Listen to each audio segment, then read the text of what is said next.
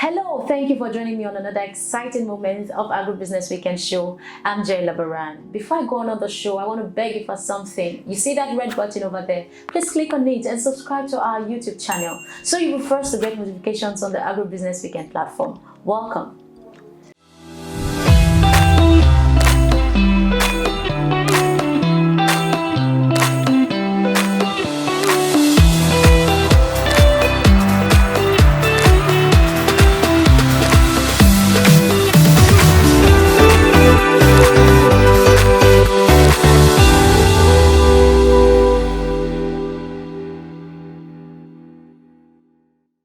Today we'll be looking at the business of catfish and processing. On set with me is someone who is in this sector and she's doing so well. Welcome, Abimbola Ajao. Thank you very much for being on set with me. Thank you for having me. And welcome to Agribusiness Show. It's really a pleasant tone. You look good. You're a catfish farmer. How does it look like? Well, as you can see, we don't have to look all dirty and rough. Yes, it's best as much as you're taking care of your fish very well. You should be able to take care of yourself too. So, how has catfish business been like for you over the years? Challenging. When did you start? I actually started from school. Wow. Yeah, I studied fisheries at Federal College of Fisheries, New Busa, Niger State. So I have been practicing from school. Wow. Yeah. And how has it been like? I know I was speaking with you some weeks ago and you were telling me what happened to your fish, an infection. How did you manage that? Well, you know there's scarcity of fish now, so farmers are forced to buy whatever we find in the market, even though some are not as standard as we would want to. So I tried my hands on some few, I guess because I was given different brands. Most importantly, the weather is changing. It usually affects them. So I noticed after sorting them, they were dropping. I got 5 the first in the morning, by afternoon 12. Wow. By evening 17. That? Yes, oh, wow. 17. So that's about almost 13 a day. So I had to start treating them. That was why I had to. I understand. It's challenging. Now, catfish business. Imagine someone who is interested in this business but really do not have the big capital to start. How can he or she start in his own little way? I'll say you don't have to wait for a big capital. You don't even have to wait for a big space. If you want to do the archery part, you can start with something little. When I did NDHND and I saved money during my 1-year IT, I went back to school with it and I started. Wow. So you don't have to do it big. You can start small. Okay. Even the processed one, my dry catfish, I do the same thing. I started with as little as 9 kg, but today I can do as much as 600, 500 kg in a month. Wow. And I started with just 9 kg. So you don't have to, that's the beauty, you don't have to look for big money. Yes, it's good when you start with big money, you make big money too. Yeah. But you can start gradually and put your money back in. So tell us the opportunities in this business. I'm so sure that there are several opportunities that one can There is a lot. The one most people is not focused on is the catfish oil. Okay. It's rich in omega-3 fatty acid. It's good for diabetics patients, heart issues patients. It's good for weight loss and all of that, but people are not focusing on it. So if you can extract the oil from the catfish, yes, it's money. If you can sell it dry, if you can sell it fresh, you can hatch and sell as babies. The enterprises are there and you can make good money from every one of it. Amazing. Now, what are the possible risks that one can find in this business and how can we manage them? Greed is the first challenge farmers have. Oh, you mean greed? G-R-E-E-D? Yes. Wow. That's the first challenge I have with most farmers that I've seen. When you have a space that can take just 300 or 250 pieces of fish, don't put 500 pieces. That is the first step to failure. The moment you overstock your pond, you will just be feeding them, they will not grow. And that is something I notice with novice a lot. If I consult for them and say, put 1,000 fishes in this pond, okay, they look at it like, let's add 500 more, she's not here. Okay. And then they run at loss and come back to me, and I tell them, you have done yourself well. It's greed. So you have to first of all cut off greed and be patient. Follow the process duly. Now, you have to have a good choice of feed. Okay. All the feeds in the market now, none of them, the most expensive and the least expensive, the cheapest, none of them can stand and say their food conversion ratio now is 1:1. No. So you have to be able to pick a good feed and be wary of those that will tell you, we have this new feed. Don't use your farm to test run. Let them stock their fish, let them test run their feed by themselves and show you working formula. Not that they will use your own fish to test run. It's a very bad thing. Those are the few challenges. So I think if you can change water, if you can manage it very well, water, temperature, poaching. I know something about fish farming. You have to be changing the water every day or something. No, it doesn't have to be every day. Okay. If you can plan yourself well. Okay. If you don't overstock, you can do every other day. Okay. If you are utilizing all the space maximally, then you can change every day. So it's a pattern you will choose. You can even flow through your water if you have enough electricity. This business, is this something that someone can start even from his backyard? Yes, you can. Yes. I started from my guardian's backyard in school in Niger State. I came back to continue at my father's backyard in Lagos.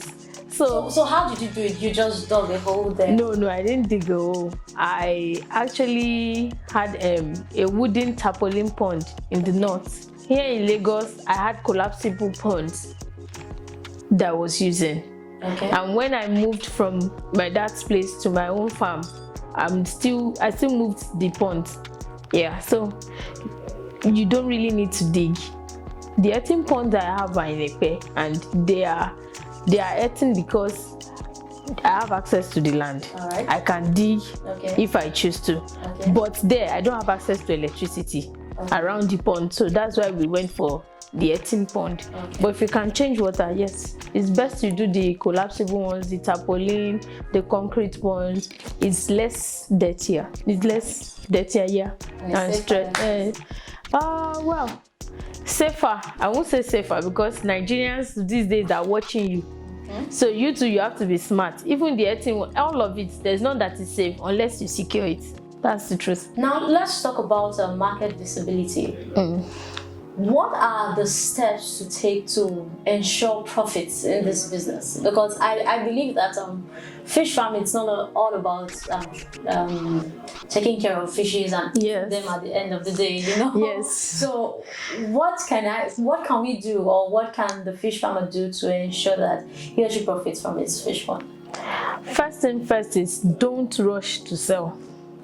Okay. Don't be too much in a hurry to sell. You can even buy the cheapest feed in the market or make local feed to sustain your feed, your fishes, while you look for customers. Don't be pressurized. Then do market survey. Ask people around you, I want to sell, how much is the current price, how much is, you have to be able to. And again, when you sit down, you do your cost estimate. Okay. You've seen what you've put in.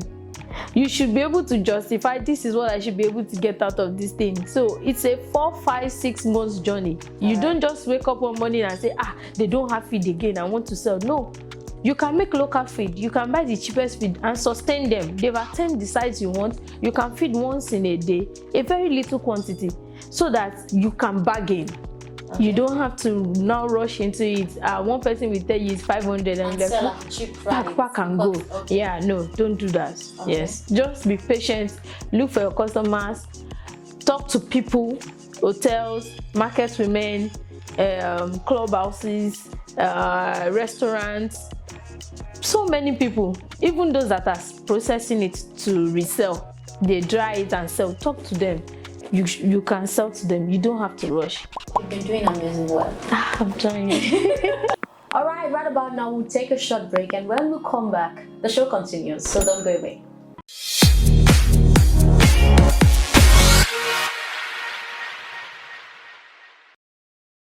My name is Chief Kola Akoshile, the chairman of Agribusiness. Here on Agribusiness Weekend, And we are the partners to Youth Connect to work in the state. And I'm happy to be here, and we want everybody to watch it on social media. Agribusiness is on with Youth Connect to work in the state. Thank you.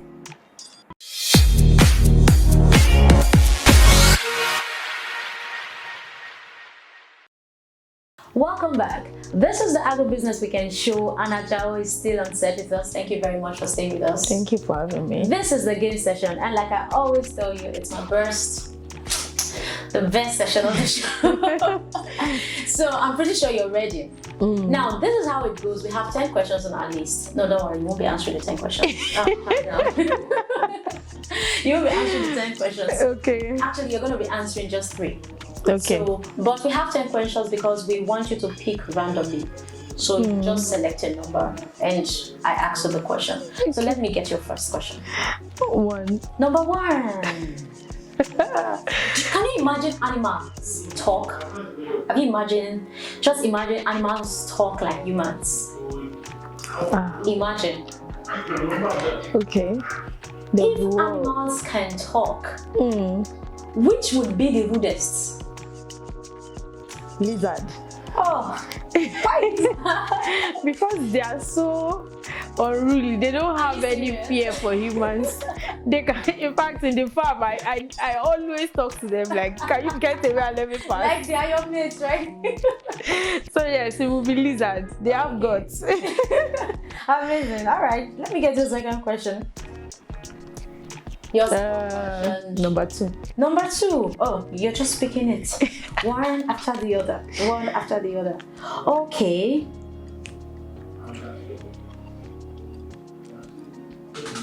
If you were in a party, what song would you like to play? Oh. Okay. Well, for now, maybe I'll play Femme by Davido. Femme by Davido. Okay, can we hear Femme by Davido, please? Be the lead. Oh boy, they talk too much. I don't know how to sing. I only know how to raise fish. You only know how to raise fish. She's a catfish farmer. I remember. Okay, so let me get your last question. What's your last question? Number 4. Okay, so how many chickens will it take to kill an elephant?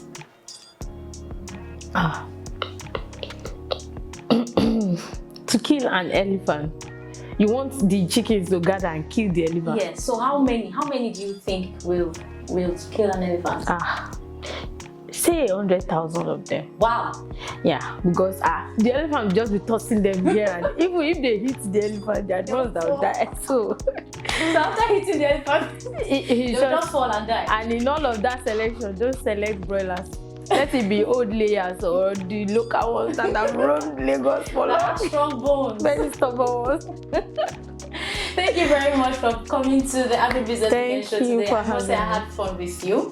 Thank you for having me. And so on behalf of I and the Agribusiness Weekend team, we want to give you this little gift to say thank you for coming to the show. Thank you. Love you. Thank you so much. This is from Agribusiness Weekend. Thank you. I appreciate and I hope to come back soon so that I can get more gifts. Thank you. She wants more gifts. Okay, at this juncture, we've come to the end of today's episode. So, follow us on all our social media platforms and subscribe to our YouTube channel. Till I come your way next time, Catfish business could be something that you can venture into and become successful. I'm Joy Labaran. Bye for now.